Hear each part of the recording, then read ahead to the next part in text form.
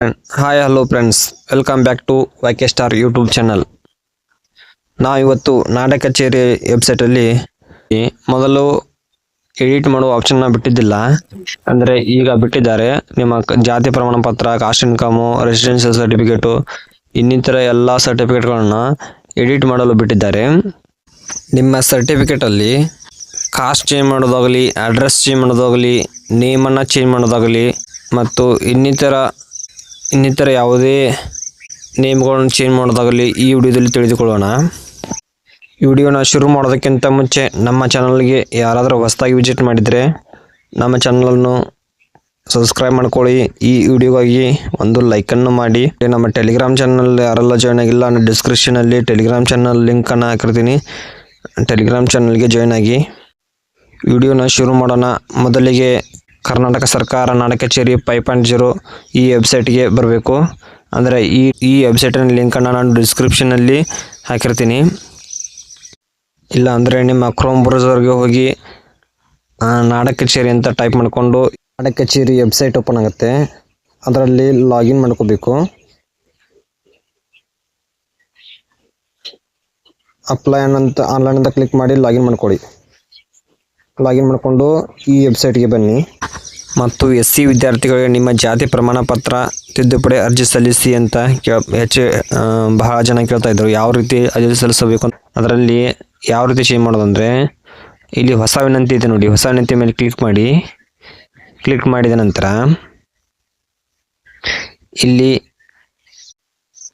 ಇಲ್ಲಿ ಜಾತಿ ಪ್ರಮಾಣ ಪತ್ರ ಅಂತ ಇದೆ ನೋಡಿ, ಜಾತಿ ಪ್ರಮಾಣ ಪತ್ರ ಅಂತ ಇದೆ ನೋಡಿ, ಎರಡನೇ ಆಪ್ಷನ್ ಕ್ಲಿಕ್ ಮಾಡಿ. ಅದರಲ್ಲಿ ಎರಡನೇ ಆಪ್ಷನ್ ಕ್ಲಿಕ್ ಮಾಡಿದ ನಂತರ ಈ ಥರ ಇಂಟರ್ಫೇಸ್ ಆಗುತ್ತೆ, ಓಪನ್ ಆಗುತ್ತೆ.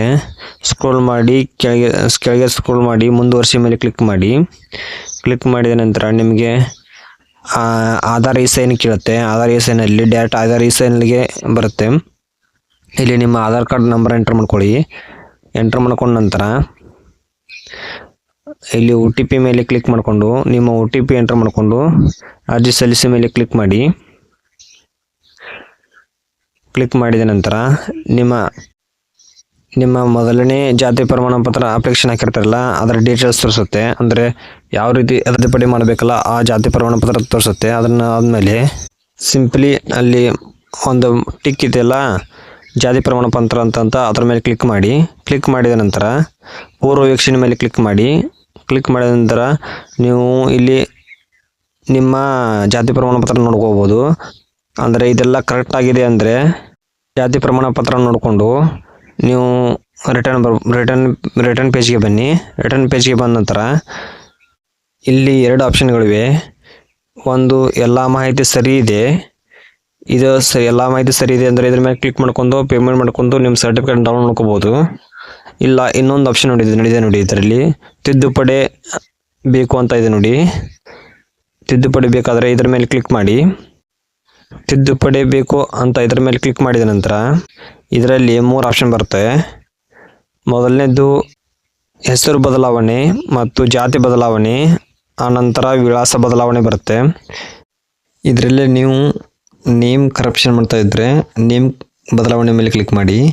ಆನಂತರ ಜಾತಿ ಕರಪ್ಷನ್ ಮಾಡ್ತಾ ಇದ್ದರೆ ಜಾತಿ ಬದಲಾವಣೆ ಮೇಲೆ ಕ್ಲಿಕ್ ಮಾಡಿ. ಆನಂತರ ನೀವೇನಾದರೂ ಅಡ್ರೆಸ್ಸನ್ನು ಚೇಂಜ್ ಮಾಡ್ತಾ ಇದ್ದರೆ ಅಂದರೆ ಕರಪ್ಷನ್ ಮಾಡ್ತಾ ಇದ್ದರೆ ಅಡ್ರೆಸ್ ಬದಲಾವಣೆ ಮೇಲೆ ಕ್ಲಿಕ್ ಮಾಡ್ಕೊಂಡು ಸಿಂಪಲ್ಲಾಗಿ ಸಲ್ಲಿಸಿ ಮೇಲೆ ಕ್ಲಿಕ್ ಮಾಡಿ. ಸಲ್ಲಿಸಿ ಮೇಲೆ ಕ್ಲಿಕ್ ಮಾಡಿದ ನಂತರ ಈ ಥರ ಇಂಟರ್ಫೇಸ್ ಓಪನ್ ಆಗುತ್ತೆ. ಈ ಥರ ಇಂಟರ್ಫೇಸ್ ಓಪನ್ ಆದ ನಂತರ ನಿಮ್ಮ ಕರಪ್ಷನ್ ಆರ್.ಡಿ ನಂಬರ್ ತೋರಿಸುತ್ತೆ. ಅದರಲ್ಲಿ ಸಿಂಪಲ್ಲಾಗಿ ಮೊಬೈಲ್ ನಂಬರ್ ಕೇಳುತ್ತೆ. ಮೊಬೈಲ್ ನಂಬರ್ ಎಂಟರ್ ಮಾಡಿ. ಮೊಬೈಲ್ ನಂಬರ್ ಎಂಟರ್ ಮಾಡಿದ ನಂತರ OTP ಸಲ್ಲಿಸಿದ ಮೇಲೆ ಕ್ಲಿಕ್ ಮಾಡಿದ ನಂತರ ಇಲ್ಲಿ OTP ಅಂತ ಇದೆ, OTP ಎಂಟರ್ ಮಾಡ್ಕೊಳ್ಳಿ. OTP ಎಂಟರ್ ಮಾಡ್ಕೊಂಡ ನಂತರ ಪರಿಶೀಲಿಸಿ ಅಂತ ಇದೆ ನೋಡಿ, ಇದ್ರ ಮೇಲೆ ಕ್ಲಿಕ್ ಮಾಡ್ಕೊಂಡ ನಂತರ ವೆರಿಫೈಡ್ ತೋರಿಸುತ್ತೆ. ಅದಾದ ನಂತರ ಸ್ಕ್ರೋಲ್ ಮಾಡ್ಕೊಂಡ ನಂತರ ಈ ಥರ ಬರುತ್ತೆ. ಆಧಾರ್ ಪ್ರಕಾರ ಹೆಸರು ಮತ್ತು ವಿಳಾಸವನ್ನು ಮಾರ್ಪಡಿಸಬಹುದು ಅಂತ ಬರುತ್ತೆ. ಇಲ್ಲಿ ಆಧಾರ್ ಕಾರ್ಡ್ ಮುಂದುವರಿಸಿದಂತ ಇದೆಯಲ್ಲ ಇದ್ರ ಮೇಲೆ ಕ್ಲಿಕ್ ಮಾಡ್ಕೊಳ್ಳಿ. ಕ್ಲಿಕ್ ಮಾಡ್ಕೊಂಡ ನಂತರ ನಿಮಗೆ ಆಧಾರ್ ಇ-ಸೈನ್ ಕೇಳುತ್ತೆ. ಅಂದರೆ ನಿಮ್ಮ ಆಧಾರ್ ಕಾರ್ಡ್ ನಂಬರ್ನ ಎಂಟರ್ ಮಾಡ್ಕೊಳ್ಳಿ. ಎಂಟರ್ ಮಾಡ್ಕೊಂಡು ಕೆಳಗಡೆ ಒಂದು ಸ್ಮಾಲ್ ಬಾಕ್ಸ್ ಇದೆಯಲ್ಲ ಅದನ್ನ ಬಾಕ್ಸ್ ಮೇಲೆ ಕ್ಲಿಕ್ ಮಾಡಿಕೊಂಡು ಕೆಳಗೆ ಸ್ಕ್ರೋಲ್ ಮಾಡ್ಕೊಳ್ಳಿ. ಸ್ಕ್ರೋಲ್ ಮಾಡಿಕೊಂಡು ಇಲ್ಲಿ ನಿಮಗೆ ಆಧಾರ್ ಕಾರ್ಡ್ಗೆ ಮೊಬೈಲ್ ನಂಬರ್ ಲಿಂಕ್ ಇರೋ ನಂಬರ್ಗೆ SMS ಬರುತ್ತೆ. SMS ಎಂಟರ್ ಮಾಡ್ಕೊಳ್ಳಿ. ಸಲ್ಲಿಸಿ ಮೇಲೆ ಕ್ಲಿಕ್ ಮಾಡಿ. ಕ್ಲಿಕ್ ಮಾಡಿದ ನಂತರ ಆಧಾರ್ KYC ಆದ ನಂತರ ಈ ಥರ ಇಂಟರ್ಫೇಸ್ ಓಪನ್ ಆಗುತ್ತೆ. ಇನ್ ಕೇಸ್ ಆಧಾರ್ ನೇಮ್ ಏನಾದರೂ ಚೇಂಜ್ ಮಾಡ್ತಾ ಇದ್ದರೆ ಆಧಾರ್ ಪ್ರಕಾರ ಹೆಸರು ಅಂತ ಇದೆ ನೋಡಿ, ಇದರಲ್ಲಿ ಆಯ್ಕೆ ಮಾಡಿ ಅಂತ ಇದೆ ನೋಡಿ. ಆಯ್ಕೆ ಮಾಡಿ ಅಂತ ಇದ್ರ ಮೇಲೆ ಕ್ಲಿಕ್ ಮಾಡಿಕೊಂಡು ಇಲ್ಲಿ ಶ್ರೀಮತಿ ಮತ್ತು ಕುಮಾರ್ ಅಂತ ಇದೆ.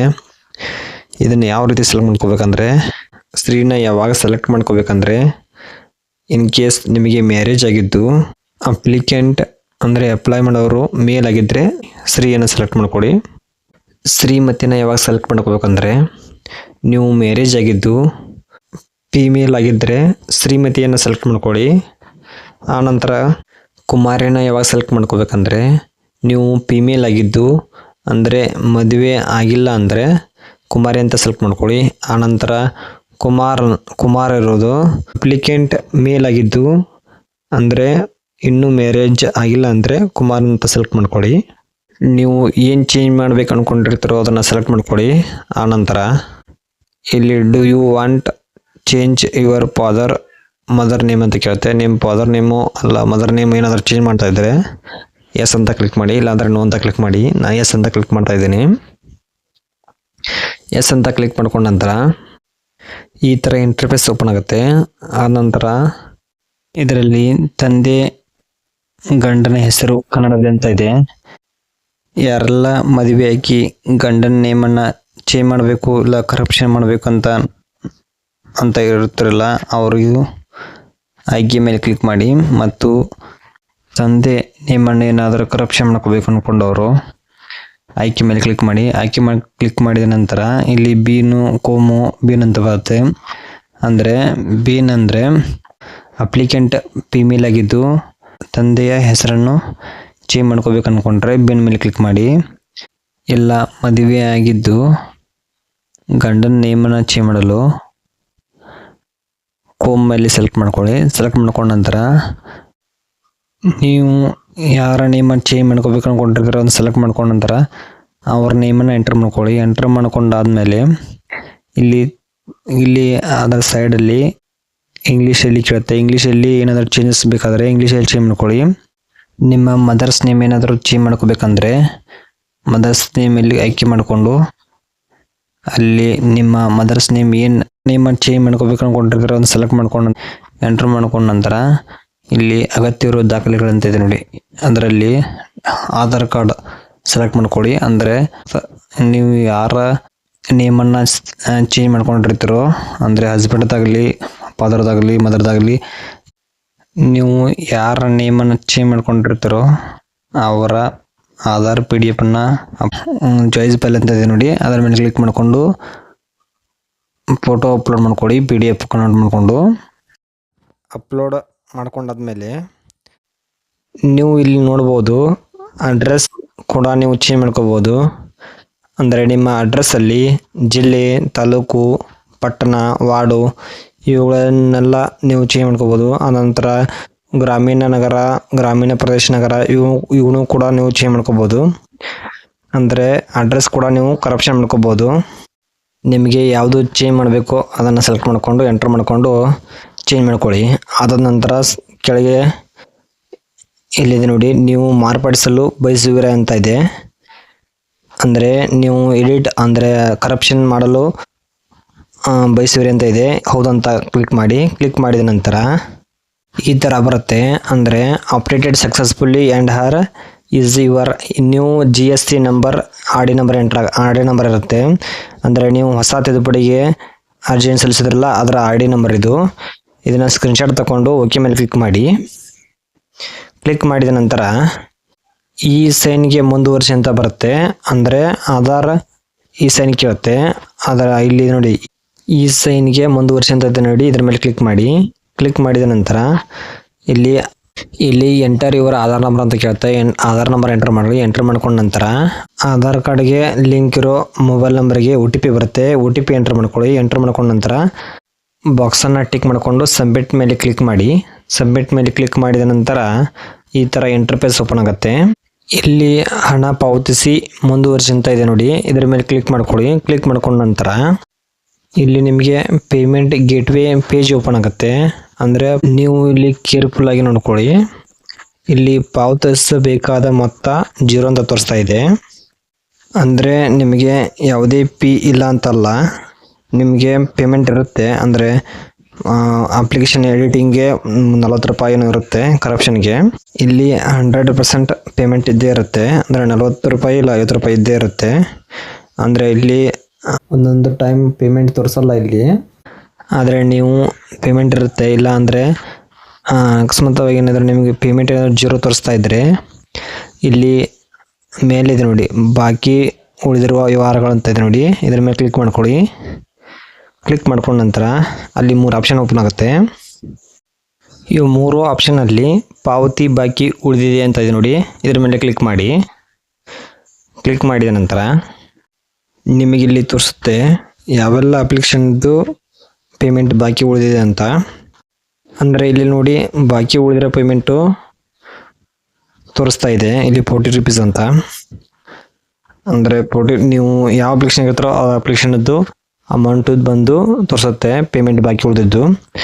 ಅದಾದ ನಂತರ ಹಣ ಪಾವತಿಸಲು ಮುಂದುವರಿಸಿ ಅಂತ ಇದೆ ನೋಡಿ, ಇದರ ಮೇಲೆ ಕ್ಲಿಕ್ ಮಾಡ್ಕೊಳ್ಳಿ. ಕ್ಲಿಕ್ ಮಾಡ್ಕೊಂಡ ನಂತರ ನಿಮಗೆ ಪೇಮೆಂಟ್ ಆಪ್ಷನ್ ಕೇಳುತ್ತೆ. Payment UPI through payment option ಕೇಳುತ್ತೆ. ಪೇಮೆಂಟ್ ಮಾಡ್ಕೊಳ್ಳಿ. ಪೇಮೆಂಟ್ ಮಾಡ್ಕೊಂಡಾದ್ಮೇಲೆ ನಿಮಗೆ ಅಲ್ಲೇ ಡೌನ್ಲೋಡ್ ಆಪ್ಷನ್ ಬರುತ್ತೆ. ಡೌನ್ಲೋಡ್ ಮೇಲೆ ಕ್ಲಿಕ್ ಮಾಡಿಕೊಂಡು ನಿಮ್ಮ ಸರ್ಟಿಫಿಕೇಟನ್ನು ಡೌನ್ಲೋಡ್ ಮಾಡ್ಕೋಬೋದು. ಐ ಹೋಪ್ ನಿಮಗೆಲ್ಲ ಅರ್ಥ ಆಗಿದೆ ಅಂದ್ಕೊಂಡಿದ್ದೀನಿ. ಮತ್ತು ನಿಮಗೆ ಸರ್ವರ್ ಏನಾದರೂ ಎರರ್ ಬಂದರೆ ನಿಮ್ಮ ಲಾಗಿನ್ ಪೇಜಲ್ಲೇ ನೀವು ಆ ಸರ್ಟಿಫಿಕೇಟನ್ನು ಡೌನ್ಲೋಡ್ ಮಾಡ್ಕೋಬೋದು. ನಮ್ಮ ವಿಡಿಯೋ ಏನಾದರೂ ನಿಮಗೆ ಹೆಲ್ಪ್ಫುಲ್ ಆಗಿದ್ದರೆ ನಮ್ಮ ಚಾನಲನ್ನು ಸಬ್ಸ್ಕ್ರೈಬ್ ಮಾಡಿಕೊಡಿ, ಹಾಗೆ ಸಪೋರ್ಟ್ ಮಾಡಿ. Thank you for watching guys.